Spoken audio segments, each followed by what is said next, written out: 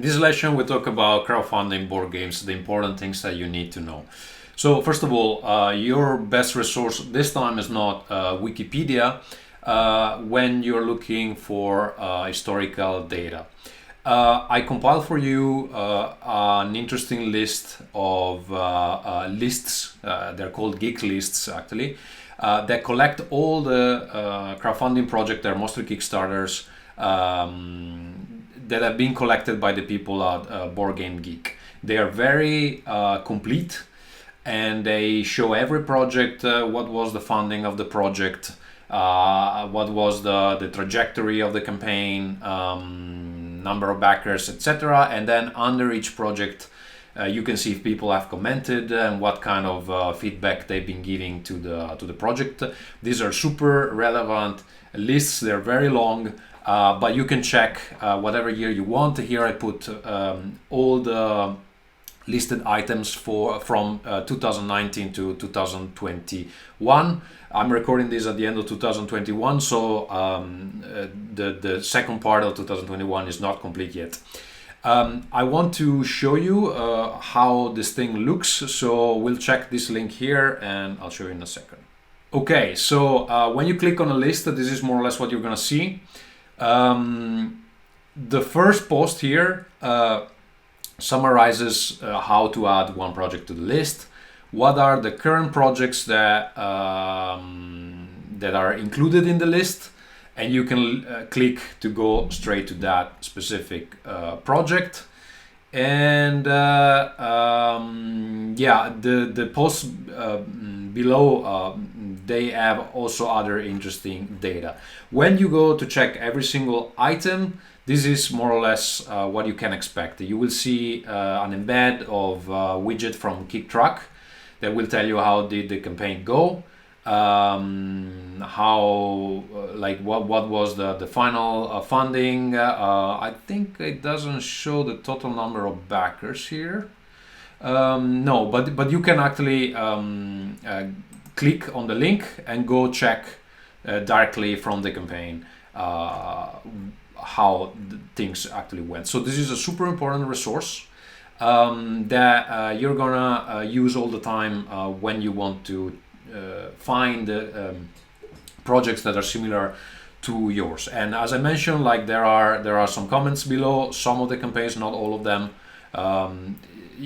Usually when you see a lot of comments, there's some problem and there people are discussing about that. So I would suggest that you check it, and then if you scroll at the end of the page, there are some more generic comments like this part here. It looks kind of, it's a bit hard to read this website, to be honest, but this last bit here, they are generic comments on the whole thread, is not on a specific item. And here they are discussing usually how the market went in that specific year. And then, well, of course, if you go to the last page, you can see the last projects that have been added because it's starting in chronological order. So at the moment, the last one they added is, let's see, Small Railroads Empires mini expansion playmat. And as you can see, it's still ongoing, and it will be over in a week. So let's go back to the slides. Okay, so an important thing to know is that what kind of competition you are going against when you are trying to crowdfund a board game. And here I have another list that you should take a look. It's always hosted on Board Game Geek, so let's go and check that. Right, so here you have a list of the most successful projects in the board game space. These are overall, they're not just for this year. And well, you can see that the competition can be pretty tough. The first one in the list collected over $7 million with 43,000 backers. I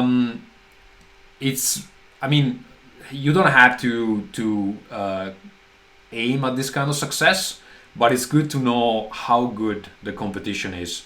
And also you can see that there are very different kind of campaigns, because for example, Seven Continent raised 7 million with 43,000 backers, while Exploding Kittens raised 8 million but with 219,000 backers. So you know that clearly here what was happening is that this probably was much more expensive to get than Exploding Kittens.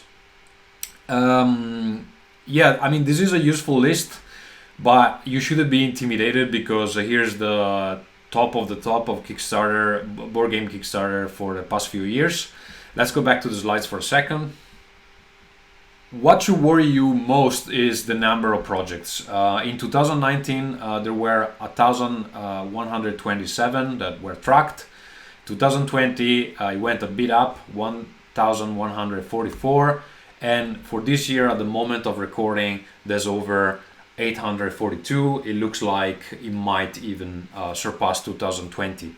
So I think this is the main issue here, is that there's so much competition. There's so much competition for attention.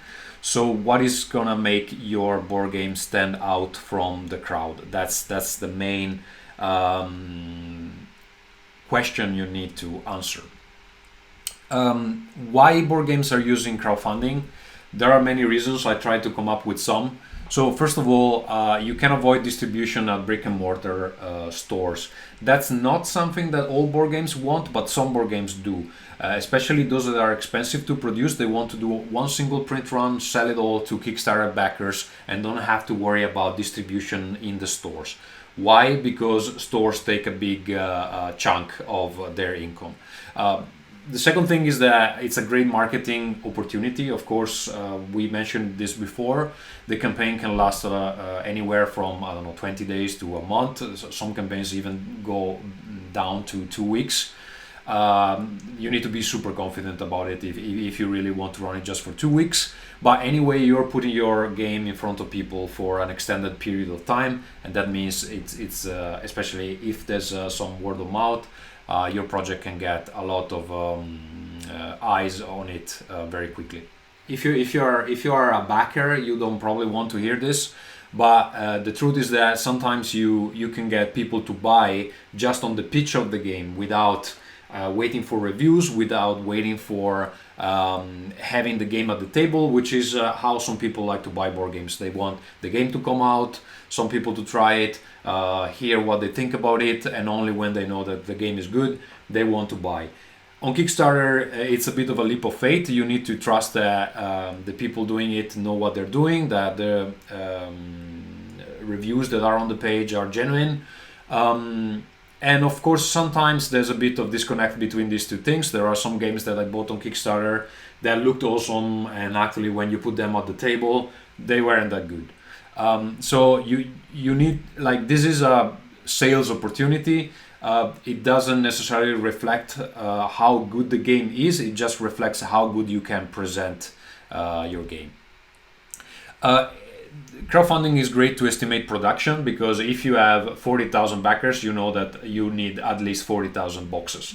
And that's a very simple math operation. Sometimes when you distribute a game straight into the stores, you don't know exactly how successful it will be. And then if it's very successful, you might have to do several print runs in a row to cover demand. And on the other end, if you printed too many and people are not buying it, you end up with piles and piles of games that you don't know where to put. From the point of view of you, the creative, there's a lower investment upfront, even though it's not much lower, in the sense that right now you kind of need to arrive at the Kickstarter campaign with a prototype and a lot of things that are, like, a lot of graphics already existing, but maybe not the full development of the game. So maybe you can invest funds just for only for the things you really need to show, and the things that are still in development, they can wait a bit until you get the funding to actually make them. On the other hand, if you publish a game in the store, the investment is all upfront. And then, well, there is this thing that you can try game concepts or components that are not as common in other games, because I feel that the Kickstarter crowd, they're more willing to take some risk in what they buy if they see something interesting that they haven't seen before, compared to buying it from the store, where you usually go to buy the game you heard about, which is good and somewhat solid, has a solid gameplay, and maybe the more experimental games are not as strong in the store as they would be on a campaign. So in the end, what is your best shot? If you need to guess, what kind of game should I do so that it works on crowdfunding? There's no rule here, but my feeling is that first of all, it needs to have great components. The competition is so good at it that you can't show up with something that is subpar. It needs to have great art. You can't save on art, and many of the games that are successful use miniatures. This is not a rule, but if you have miniatures, it's more likely that people will buy it, because some people don't even buy for the game, they buy just for the miniatures because they like to paint them or whatever. However, if you do miniatures, you are entering a world of pain of making the miniatures. It's a complicated process, it's very expensive. You can't have very small print runs, you need to make a lot of them. So you need to be sure that the miniatures that you're putting are really necessary in the game. One thing that I saw is that some games that do not need miniatures at all, they still put miniatures because they know that they can get some people interested in those rather than the game. But I don't know, because I think you should really make people interested in your game first, and then the miniatures can be an extra. Of course, well, if you have a famous designer or celebrity on board, that helps. I know it sounds stupid said like that, but I've been happening to work in a place where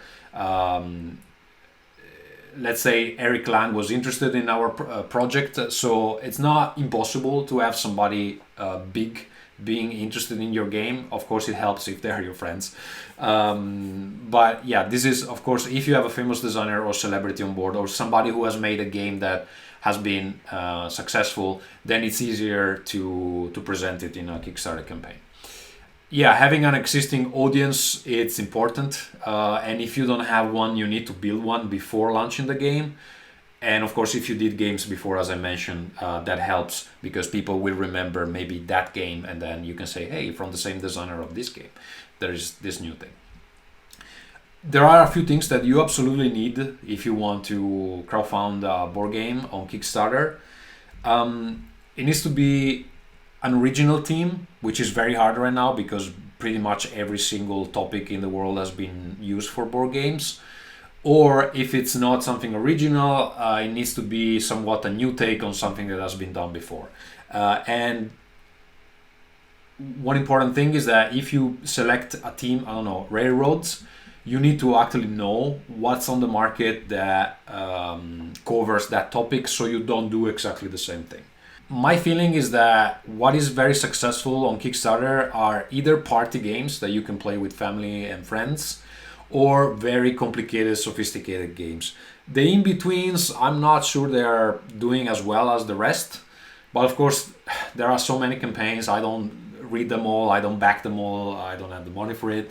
But the feeling is that when it comes to the best performers, they always are something extremely complicated, extremely layered, with a lot of components, or something really simple that you can, I don't know, when you go to the cottage, you bring with you, and then you play with your friends while you're drinking beer.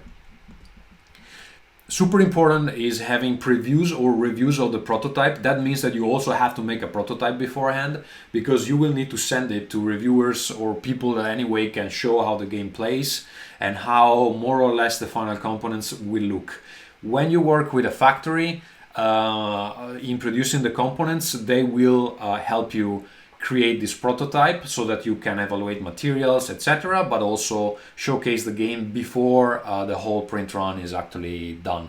Sometimes the prototype is a bit lower quality than the final thing, but that's the point, because that's why you need the funding, to make it look better, to increase the quality of the materials, etc.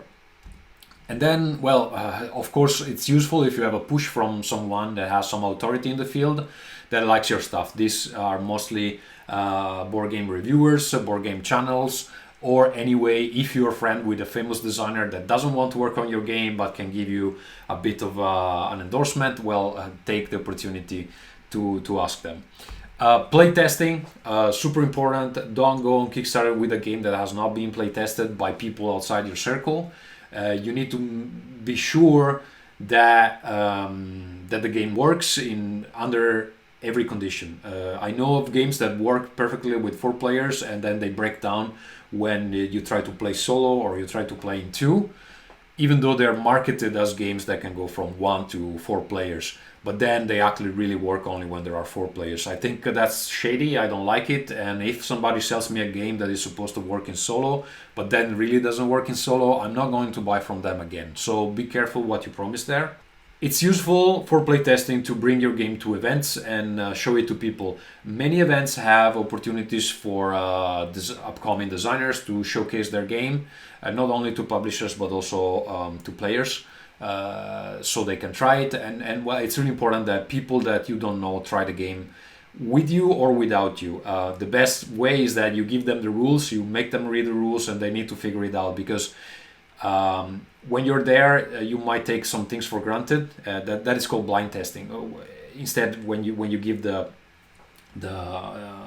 rules and they have to figure it out, that is blind testing. You can, especially if you can kind of monitor them or get some feedback afterwards, they will tell you what parts were not clear, so you can make the rules better. And well, as I mentioned, there needs to be, before the campaign starts, some kind of pre-production phase. The prototype, in my opinion, is a must, because you need to give something to reviewers to work with.